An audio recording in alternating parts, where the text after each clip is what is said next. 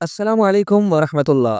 آج میری ایک بہن نے بہت اچھا سوال پوچھا ہے کہ میں سونے سے پہلے اپنے بستر پر یعنی چارپائی پر لیٹ کر آیت الکرسی اور دیگر اوراد ذکر اور وظائف کر کے سوتی ہوں۔ کیا یہ بے ادبی تو نہیں ہے کہ میں بستر پر لیٹ کر آیت الکرسی کی تلاوت کرتی ہوں، بہت سارے ذکر اذکار تسبیحات کرتی ہوں؟ کیا ایسا کرنا جائز ہے یا نہیں ہے؟ رہنمائی فرمائیں۔ دیکھیں، بہت ہی اچھی عادت ہے سونے سے پہلے ذکر اذکار کر کے سونا، آیت الکرسی پڑھ کر سونا، اور بہت ساری ایسی تسبیحات ہیں جن کو پڑھ کر سونا سنت بھی ہے اور حضور صلی اللہ علیہ وسلم کا فرمان مبارک ہے، اور یہ بہت ہی اچھی عادت ہے۔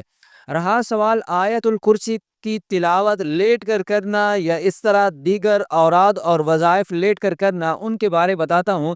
سب سے پہلے یہ جان لیجئے کہ سونے سے پہلے جو سنت اعمال ہیں وہ کون سے ہیں۔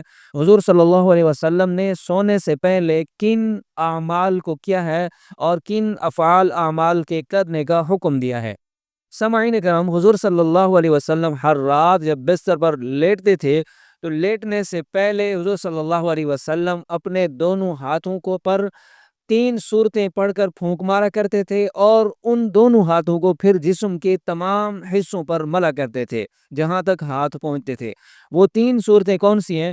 ایک ہے قل هو اللہ احد سورۃ اخلاص، دوسرے نمبر پر ہے سورۃ فلق، تیسرے نمبر پر ہے سورۃ والناس۔ تو یہ سنت عمل ہے، ان 3 سورتوں کو پڑھ کر سونے سے پہلے اپنے ہاتھوں پر پھونک مار کر اپنے جسم پر پھیر لیا کریں۔ انشاءاللہ تعالی اللہ رب العزت تمام پریشانیوں سے، اور جو نیند کے اندر برے خواب آتے ہیں، جو پریشانی ہوتی ہے نیند نہیں آتی، اگر آپ یہ عمل کر کے سوئیں گے انشاءاللہ تعالی برے خوابوں سے، شیطانی وسوسوں سے اللہ رب العزت آپ کی حفاظت فرمائیں گے۔ اسی طرح اور جو سنت اعمال ہیں وہ کون سے ہیں، میں آپ کو بتاتا ہوں کہ حضور صلی اللہ علیہ وسلم سونے سے پہلے کن اعمال کو زندہ کیا کرتے تھے۔ حضور صلی اللہ علیہ وسلم کی سونے سے پہلے جو سنتیں ہیں وہ یہ ہے کہ جلدی سونے کی فکر کرے، دنیا کی بات نہ کرے، یعنی سونے میں جلدی کرے اور دنیا کی باتیں نہ کرے۔ نمبر 2 پر باوضو ہو، یعنی وضو کر کے سونا، یہ بھی سنت ہے۔ اور نمبر 3، 3 مرتبہ اپنے بستر کو جھاڑنا۔ حضور صلی اللہ علیہ وسلم نے فرمایا جب تم میں سے کوئی اپنے بستر پر آنے لگے تو وہ 3 مرتبہ اپنے بستر کو کسی کپڑے سے، کسی جھاڑو سے یا کسی ایسی چیز سے کہ بستر صاف ہو جائے، اپنے بستر کو جھاڑنا چاہیے۔ اور نمبر 4، سوتے وقت سرما لگانا، یہ بھی سنت عمل ہے۔ جتنا ہو سکے سنت پر عمل کرنے والے بنے، اور اسی طرح سونے سے پہلے کلمہ شریف پڑھ کر سوئے، یعنی کلمہ طیبہ پڑھ کر سویا کرے۔ اور اسی طرح حضور صلی اللہ علیہ وسلم نے حضرت فاطمہ رضی اللہ تعالی عنہ اور حضرت علی رضی اللہ تعالی عنہ کو یہ تسبیح بتائی کہ آپ سونے سے پہلے یہ تسبیح پڑھ لیا کریں۔ وہ 3 تسبیحات ہیں، آپ ان کا بھی اہتمام کر لیا کریں۔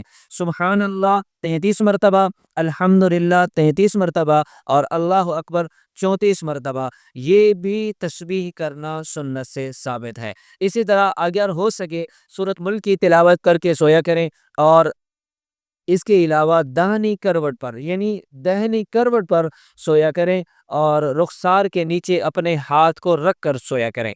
اور اسی طرح تہجد کی نیت کر کے سویا کریں۔ ہو سکتا ہے کہ تہجد میں آپ کی نیند آنکھ کھل جائے تو تہجد پڑھ لیا کریں۔ اگر آنکھ نہ بھی کھلی، آپ تہجد کی نیت کر کے سوئیں گے تو انشاءاللہ تعالی اللہ رب العزت آپ کو اجر عظیم یعنی تہجد کا اجر عطا فرما دیں گے۔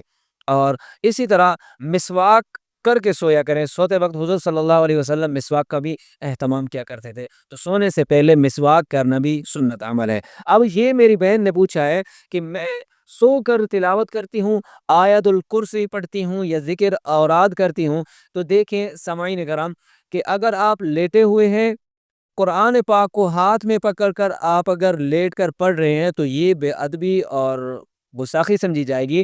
تو قرآن پاک کے علاوہ قرآن پاک کو اٹھائے بغیر اگر آپ زبانی کوئی چیز پڑھنا چاہتے ہیں تو اس کے لیے یہ ایسا کرنا، لیٹ کر ذکر اذکار یا آیت الکرسی پڑھنا جائز ہے۔ لیٹ کر قرآن پاک کی تلاوت کرنا بھی جائز ہے، خواہ کسی عذر کی وجہ سے لیٹا ہو یا بلا عذر کہ، البتہ اگر ہاتھ میں قرآن پاک ہو اور دیکھ کر تلاوت کر رہا ہو تو پھر لیٹ کر تلاوت کرنا یہ بے ادبی ہے۔ اور اگر لباس مکمل نہ ہو یا سونے کے لیے ایسا لباس پہن کر لیٹا ہو جو پاک نہ ہو تو ایسی حالت میں بھی تلاوت کرنا مکروہ ہے۔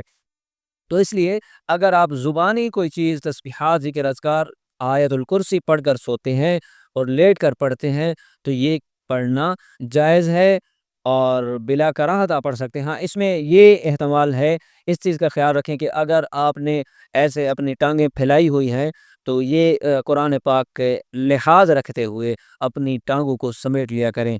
باقی کوئی مسئلہ نہیں، جائز ہے، آپ پڑھ سکتے ہیں جس حالت میں بھی آپ لیٹے ہوں۔ بہرحال قرآن پاک کا لحاظ رکھتے ہوئے جو ادب کا تقاضا ہے وہ یہ ہے کہ آپ بس اپنے بستر پر قبلہ رخ بیٹھ کر ایسے اتحیات کی شکل میں بیٹھ جائیں تو بھی بہتر ہے، اگر آلتی پالتی مار کر بیٹھ جائیں تو بھی بہتر ہے، یہ بھی احسن طریقہ ہے، افضل طریقہ یہی ہے۔ اگر آپ لیٹ کر پڑھ رہے ہیں تو بھی جائز ہے۔ میں امید کرتا ہوں کہ آپ کو ان تمام سوالات کے جوابات مل چکے ہوں گے۔ مجھے بھی اپنی دعاؤں میں یاد رکھیں۔ اللہ رب العزت جو سنا ہے اس پر عمل کرنے کی توفیق عطا فرمائے اور ہماری خطاؤں اور لغزشوں کو معاف فرمائے۔ السلام علیکم ورحمۃ اللہ۔